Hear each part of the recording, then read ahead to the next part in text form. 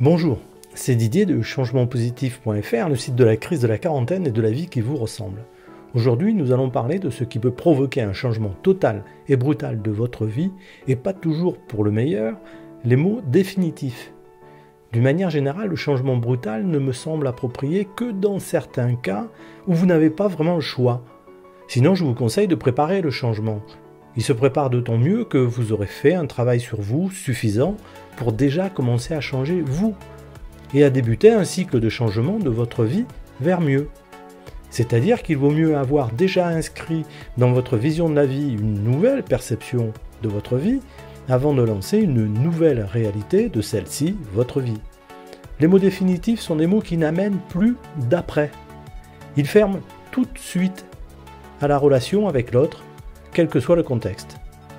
Ce sont les mots du style « c'est la dernière fois », qui n'appellent plus de remise en question, « plus jamais », encore plus définitif, « on arrête là », qui apporte le rejet, « divorçons », qui n'aura pas de mode retour en arrière, quoi que vous fassiez, « tu ne changeras jamais », qui tranche sur les capacités de l'autre à ressentir, « chacun sa vie » pour dire que deux mondes différents se séparent enfin, « je te plains » sans compassion réelle, « séparons-nous » catégorique et sans appel, « arrêtons de parler pour rien » comme si l'autre ne disait rien d'intéressant, aucune excuse car la situation ne peut avoir d'autres approches, être et avoir été, très désobligeant, je n'accepte pas qui dans une moindre mesure est un mot définitif.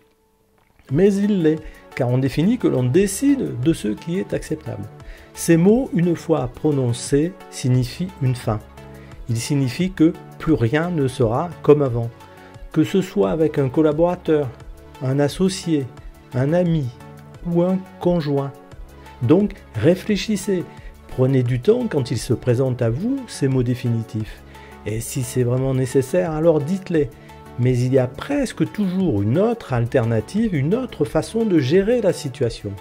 Avec plus de courtoisie, de bienveillance, de générosité et surtout d'apaisement. Vous réfléchissez mieux quand vous adoptez une attitude détendue, apaisée, d'écoute et d'échange. Et sans impliquer des émotions débordantes. Il faut évaluer dans quelles circonstances vous pourriez les prononcer. Et surtout dans certaines situations de votre vie où ces mots peuvent vous échapper. Par exemple, quand vous êtes en période de tension, inscrite depuis longtemps dans votre quotidien, ou quand vous êtes soumis à un choc émotionnel, face à un événement inattendu et inhabituel, et bien entendu en dehors de ce que vous pouvez accepter à ce moment-là. Ou encore, quand le contexte sollicite votre mode de réaction aux faits et événements en fonction de principes, préjugés et réponses acquises liés à l'éducation et au conditionnement depuis l'enfance. En ce qui me concerne, j'ai encore en tête ces mots définitifs que j'ai prononcés et qui ont chahuté ma vie en profondeur. Mais ça, c'était avant, comme on dit. C'était Didier, votre partenaire vers le meilleur de vous-même. Vivez bien votre vie à vous et je vous dis à bientôt.